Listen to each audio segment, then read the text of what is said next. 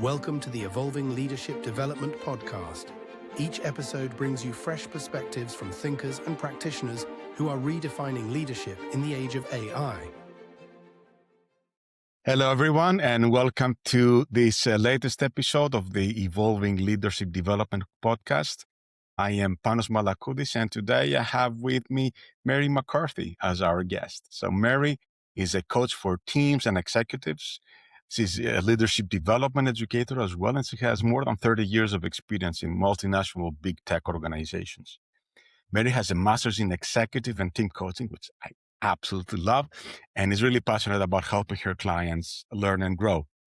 She works with founders, she works with executives, and she works with really high-performance teams to help them realize the art of possible, which sounds very cryptic, the art of possible, Mary. So welcome to this episode. It's lovely to have you with us.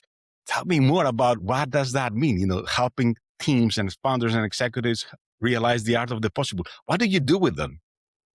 Thank you so much for having me, Panos. It's lovely to be here, and I hope that we can explore a little bit about the art of the possible in the conversation today. So as you mentioned, I'm an executive and team coach, and I have been coaching for over 10 years, both internally in a big organization and also doing quite a bit of pro bono work with charities and not-for-profits, and also working with some founders where they're starting their journey and seeing how coaching and team coaching can help leaders develop themselves and their teams has been fantastic. So what are some of the themes that, these high performance teams and these founders are coming to you? We've had a lot of episodes in this podcast where we're discussing about different approaches. We haven't really gone into the team topic very specifically. We all understand kind of the value of dyadic one-to-one coaching, but what happens during a team coaching session? What are the topics that they're bringing forward? So the themes can be the same themes as you see in one-to-one coaching. However, if you can imagine a group of 6 or 7 or 10 people, they're all on a different part of the journey, and they need to explore what their experiences can be and what their values are, etc. A high-performing team is way stronger than the sum of its parts. And when you're working with a team, I try to investigate what are those core skills and what are they not tapping into because they just don't know about each other well enough. So with high-performance teams and teaming, a lot starts with understanding where you're at. One of the models that I use is the 6 conditions for high-performance teams. And they talk about a 60-30-10 ratio, where 60% of high-performance teams is matched by how you design the team, 30% by how you launch the team, and 10% in the team coaching. So if you think about the teams that you've been on or you've led, very often time isn't spent on the design, understanding what skills are going into the team. So when you start with that and you look and you understand what skills are there and what the team purpose is and what the team values are, you can get a much better view of what people are interested in, what's in it for them, and how they want to be celebrated or how they want to work together on the particular project, or if it's a leadership team, on the work that they're doing together as a leadership team. So I'll start typically with a diagnostic. So speaking first with the team lead, understanding what it is that they want to do in working with the team coach. Then we do some of the diagnostic, understanding where people are at. And that can be one-to-one conversation, or it can be an online form, and getting a sense of what they're trying to achieve, how they're working together. Very often, people will do a team agreement. So they'll agree how they're going to work together, how they like to be communicated to, how they like to communicate. But very often they don't. So I'm sure our viewers have been on teams where they get a message every month from their leader and they've no idea what the context is, so they don't do anything with it. Or we have examples where they get messages all the way through the night on Teams or Slack saying, we need this and we need that, but without understanding what it is that they want. So setting the scene on how people like to be communicated to, how they want to work together, what hours they work. In multinational global teams, very often we have people working in China from 9 to 9, or in EMEA, maybe they're working from 9 to 6, and then that goes much later if they have colleagues in the US. So just setting the boundaries around what your core working hours are and agreeing that that's okay to work within. And if it's very urgent, you can reach me outside those. That can avoid lots of work-life balance issues, or that fear, FOMO, where people are joining calls late because they have a fear of missing out, that the boss won't see them turning up or doing what they need to do. And I like to talk about JOMO, the joy of missing out. So if you agree that these are the hours I'm going to work, I can contact or connect with somebody on my team and say, will you cover that for me and let me know if there are any actions for me? And with the way we can record meetings and get great notes now from AI, that makes it much easier. Yet the reality is behavior feels like because of AI, I have to be on the call, so I'm going to stay up in the middle of the night. So simple things like those conversations can set the boundaries where the team is going to be more successful and take that load off of, I need to be here at everything. No, you don't. You need to be productive and awake and active when it's best for you. I've written down some thoughts here, Mary, and I'm struggling because I find it fascinating. I'm struggling to pick the right next question because there's so much that you've mentioned there that I love. One thing is that I'm thinking of what you're saying in the context of the team development model, forming, storming, norming. And a big part of what you're describing is creating those norms, creating those boundaries. So do you feel that kind of team coaching and teaming, and I will come later on, what is the definition of teaming, but do you think that team coaching is there in that scale of forming, storming?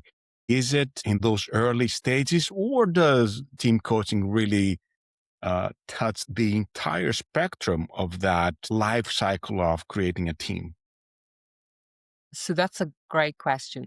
I believe it is at its best in the full life cycle of the team. And, when you're setting up a team, agreeing who's on the team, what the purpose is, whose role it is to do what, that can be very powerful. But a team coach, when they can hold up the mirror to the team, when something is going wrong, or prepare them for something going wrong and then check in to see what's happening, that's where the learning happens. So, one of the tools I use is a before action review tool, where you might be working on a project with the team and they say that this is the outcome that they want to have. Doing a before action review allows them to think about what good looks like in that activity. But what if something goes wrong? How are they going to react, and how are they going to course correct? Because really effective teams learn together, and you want to set the conditions where they can learn and fail and learn and learn. So there's a lot of work that's done in that kind of all the way through a life cycle of a team around psychological safety and setting teams up to talk about the failures and what's going wrong. So it's also important to close the team. I know of many senior execs that are on 20 teams, and all of those teams going through different cycles, and they don't close out the team, celebrate the success, or talk about the failure. They just let it linger. And that's a real time problem, because you can't do everything well in 20 teams or more. So if you think about the life cycle of a team, there's a start, a beginning, and an end. Recognizing the end is really powerful. The other thing about teams and kind of the setup of a team is anytime somebody leaves or joins a team, you have a new team. And very often we don't acknowledge that, and we just assume that all the work can get done with fewer members of the team, or we forget to introduce the new member to all of the important skills that already exist. So they aren't trying to fill them. They're just coming in to complement and share what additional skills they bring. Yeah, every time, you're absolutely right. Every time a new member is introduced, every time a member has left the team, a new leader is added, you go back to that forming, storming part, right? And I think you mentioned something that the people that created, and I don't remember the name of who created that forming, storming model. Later in that development of the model, they added the adjourning ending part, which is, how do you celebrate team, the success? How do you come full circle and you close that team? So you completely agree with that. And I love what you said. I wrote it down. I need to print it on a mug. Really effective teams learn together. He said, what an amazing quote that is. Now, building on that, people learn in different ways, right? So yes, really effective teams learn together, but individuals learn differently. So what about the facilitation part of team coaching? How do you facilitate a team that might be diverse in their approach, in their introversion, extroversion, or in their learning style? That's another great question. So I have done a lot of work in my past on diversity and inclusion, and I'm very passionate about creating accessible, inclusive ways of working together. One of the tools that I use at the beginning or when we're starting with teams is called inclusive introductions, where we invite people to share how they like to be included, how they include others, how they like to make decisions, how they like to communicate, be communicated to, so that you get a sense of the diversity in the team. There's also a tool which is around the story of self. So where I invite people to draw a picture of their life through teams and all of the incredible experiences that they've had, for the highs of being in successful teams and then the lows of being in teams where potentially they were micromanaged or they weren't listened to or whatever that might be.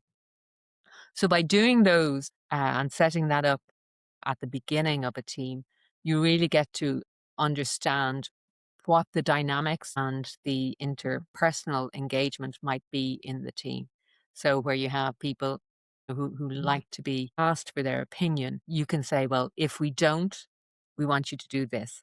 So you set up kind of that exchange of story where people understand each other that bit better, which is way better than finding out later that it didn't work. Now, it isn't always perfect, but if you set up the team interventions to check in with people, how are we doing on particular areas? Like decision making is a great one. So we say that the decision will be made in this way. If there are people who don't want to sign up to something here and now, they have a 24-hour window and then they can go back and say, no, I didn't agree with that conversation. And then you can check in and say, well, that's how we said we were going to do it. Are we doing it that way? And then that is self-assessment, or the assessment of the team, becomes part of the norm, which means that they're continuously learning and evolving and getting better. And that part of the inclusion facilitation is something that I see very often leaders doing wrong, which is mistaken inclusion as time sharing, making sure that everybody has the same amount of time, which is not necessarily the ask here, right? It's not about making sure that everybody is included in equal amounts of time, but everybody is included in the way that they want to be included. I always use my own example, which is I'm usually quiet in most meetings when I was part of big teams. And that was okay. I needed my voice to be heard mostly at the end. I didn't necessarily need to be given the time. So I've seen many leaders saying, well, come on, Mary, I would like to hear your voice as well. We all need to share. Hold on. Have you checked if this is my preferred way of being included? So I love what you say, which is understand, ask them, don't make assumptions. I learned a lot in that process, which brings me to my follow-up question, which is, what do you think the leaders of those teams that they invite you, and hopefully they are taking part in the team coaching, it's not just the direct reports, what are they learning just by noticing the way that team coaching is happening? What is the side effect of them noticing how it's supposed to be done? Every leader gets something different from the team coaching experience. If I was to pull out the top three, the first would be the power of the pause. Creating the space for the team to connect with each other. Even that simple exercise around drawing their life through teams and, or how they like to be included. Very often the leaders are working at such a fast pace that they don't give the team the time to learn these things about each other. So in a one-to-one interaction, the leader may know these things about each other, but very often the team doesn't.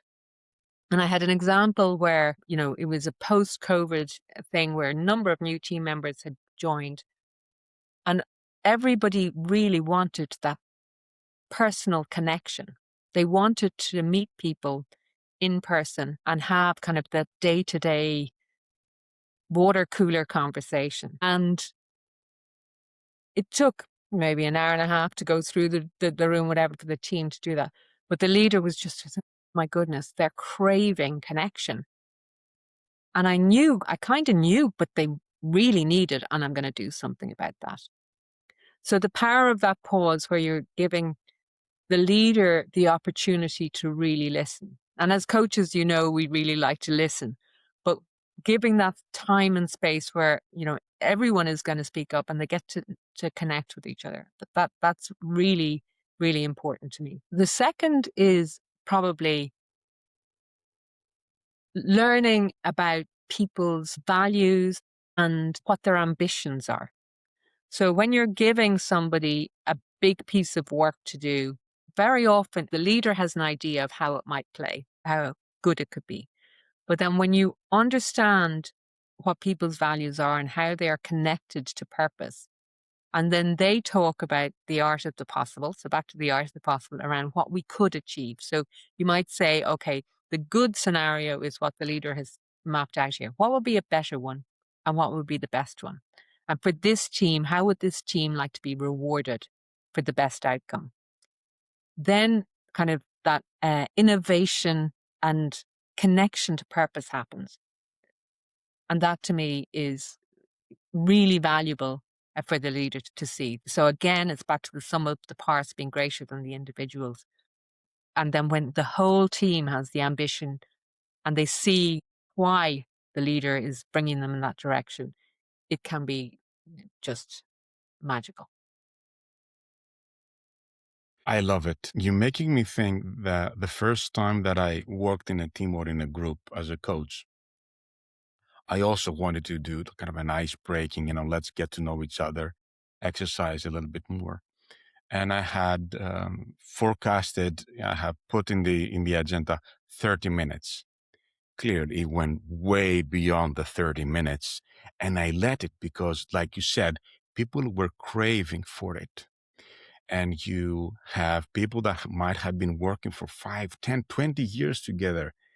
And for the first time, they heard something new about their colleague that they've been together for decades, potentially. So I remember that first time we went for 2 hours in groups, and I had to pull them back in. We didn't get a chance to do everything that we wanted to. But at the same time, what importance does, designing this approach have? Not just, put any random ice-breaking exercise.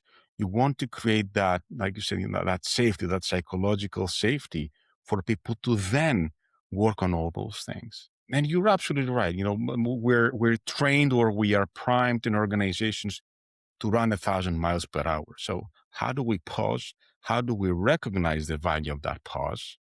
And when we're, making an offer or we're designing a team coaching program or a leadership development program for an organization, how important it is for the sponsor, for the leader of that team to say, okay, we need to invest some time doing that. I remember the first time I used this method called PIES. Have you heard of the PIES methodology?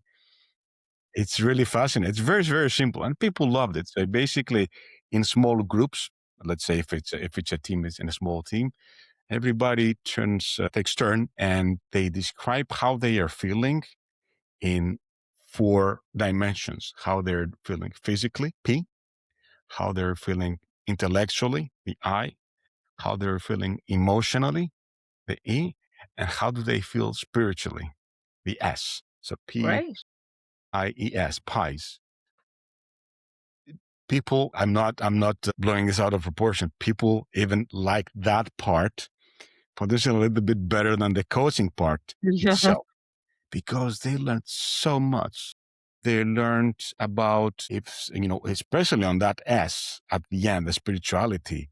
because you don't normally talk about these things with colleagues. You might say, yeah, I went to the gym, and I'm very tired, or I went for a holiday.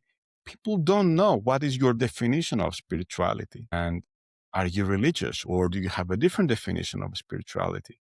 And I loved those conversations. And I remember how surprised people were about learning some of these things. And I'm like, really? And then they had follow-up conversations.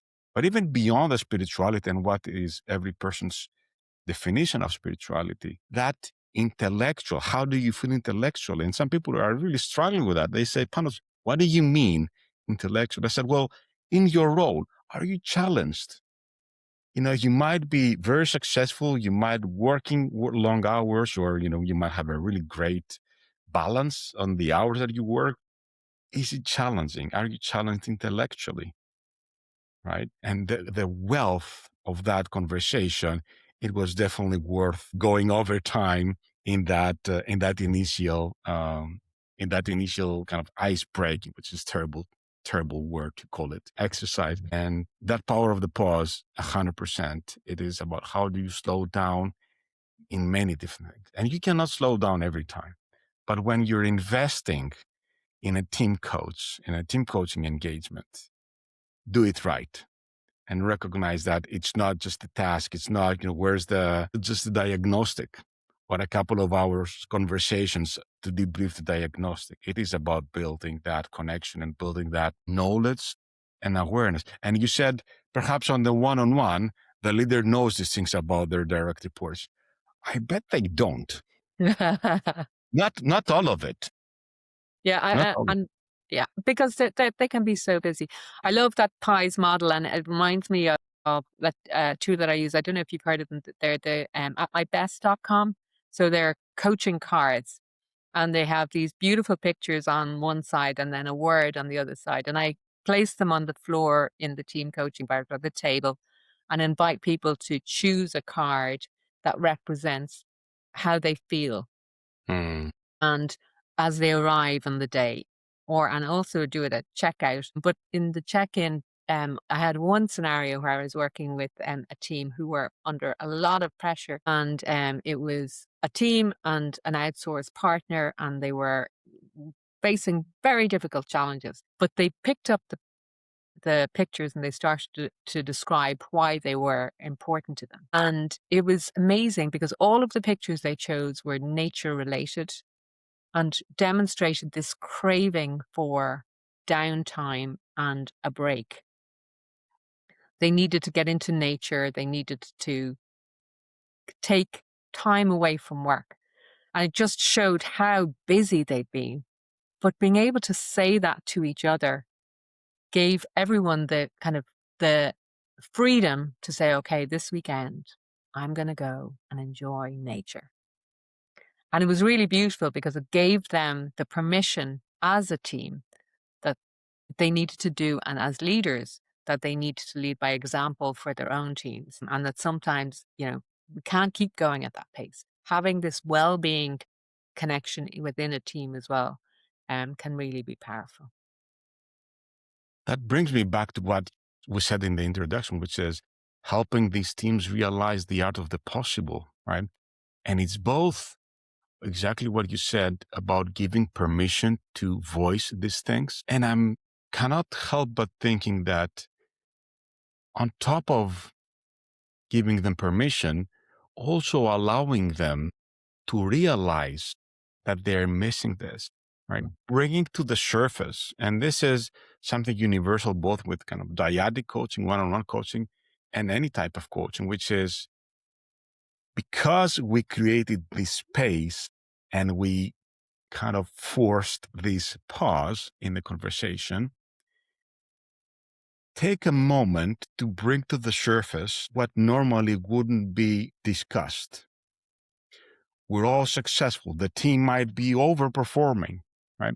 But have we spent the time to just pause and say, well, what else is there? We get lost in this momentum and this frantic velocity of deliver. And we might be delivering. But how beautiful was that example that you gave, which is well, we can do more.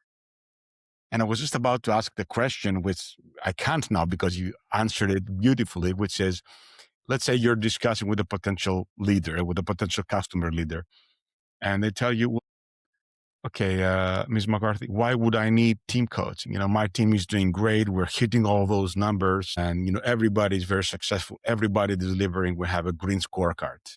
Everything is green across the board. Why do they need team coaching? And you just gave a beautiful example, which is for all the things that you don't talk about. You know what you know? Do you know what you don't know? What are the blind spots of the team? And how can you create that environment to bring those on the surface? What else have you brought in the surface working with these teams apart from, I love that example. What other examples can you share? Oh, there are so many. But there was one thing I wanted to go back to in relation to timing and facilitation.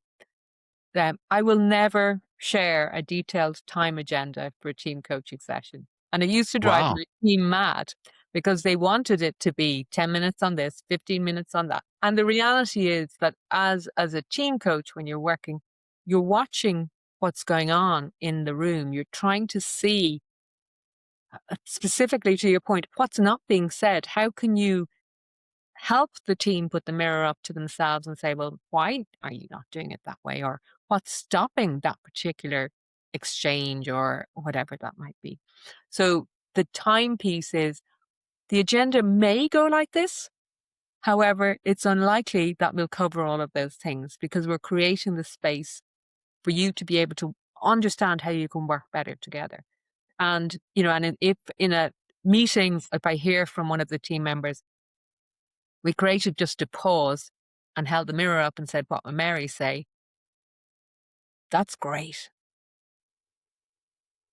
So Yeah. trying to see how you bring the team coaching methodology into the way the team works together, and allowing them to use the tools themselves can be really powerful. And you're making me think that we cannot use the principles because we're both coming from a learning and development background. We cannot use the same approach we use for teaching to coaching. A coaching engagement doesn't come necessarily in the same definition with learning objectives. By the end of this session, you will be able to, right? Because it's too restrictive. And I remember discussing with one of my coaching mentors and teachers, 𝐭𝐡𝐢𝐬, where I asked him, he's really good at the neurodiversity aspect and kind of just understanding how the brain works. And I asked 𝐭𝐡𝐢𝐬 and I said, explain to me the difference that happens in the brain when you're being coached versus when you're being taught or mentored. And he said, well, when you're being taught or mentored, you're in learning, your brain is just open and it's downloading the knowledge, right? When you're being coached, it is about exploring different parts of the brain, different neurons get activated, right?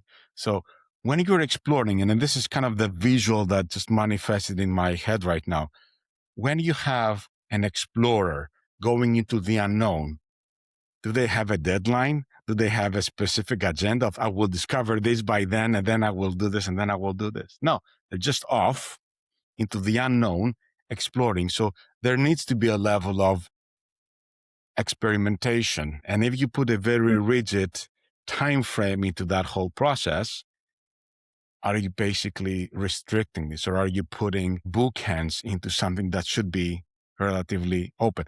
Okay, it's not going to be completely open, let's face it, but I love your approach. And I think you're making me rethink my approach in some of those engagements that I'm doing. So there you go. I learned something already. There's one other thing I wanted to share with you. So I think I may have shared this with you before, but I love to cook. And I have used cooking as a coaching technique, one-to-one and with teams virtually. And it's not about the quality of the food. It's about seeing how the team members approach the same task in their own kitchen or with you, or with me in my kitchen, and how they are afraid of burning or misusing the resources, like breaking too many eggs or whatever it might be. But there's so much interesting data in watching a team work together in doing something very simple in a kitchen. So it doesn't have to be super serious. These fun engagements, or it can be with artwork, but watching the team, how they show up. If you give them the recipe in advance, some people read it, some people don't. Some people already know how to do it, but they don't tell each other. And then they make it absolutely fabulous at the end, which frustrates everyone because they could have taught everyone else how to do that. So there's so much interesting insight in seeing a team working together on non-work things that are relevant to what's happening in the workplace. Well, I love it because normally you would separate those like in the orthodox old way of doing, training activities. You would call this like, this is kind of the this connection activity, free activity, and then we'll go into a meeting room and we'll talk about the serious stuff, right? What you're describing now is that it's not just a fun activity and then you go and you do the team coaching. You can do the team coaching in the experience of working together. It's not team building. It's not the old-fashioned, boring team building activities of, trying to get a ball into. It is really about an experiential, fun way of doing team coaching, right? And I love it because there are so many different approaches these days. There are coaches that use Legos. Yeah, I love it. Right? To talk about coaching, or, in systemic coaching, that you use a board, like almost like a board game to, map the systems. So I love the cooking experience. We would have a problem if you're not using extra virgin Greek olive oil, though. I mean, I would react there. Never go there. I would never. Good. There are some boundaries that we need to set, Mary. Well, we could have spent a lot more time discussing about these things, Mary, but alas, we are out of time. Thank you so much for joining today. Where can people find more about you? Where can they find you? So I am pretty active on LinkedIn. And then I've also got my own company called Mary McCarthy Coaching and Consultancy. We'll share the website link to you all there too. Absolutely. So all the links and all the resources will be in the description. Thanks again, Mary, for joining. And thank you for our viewers and our listeners. And see you on the next episode. Thank you.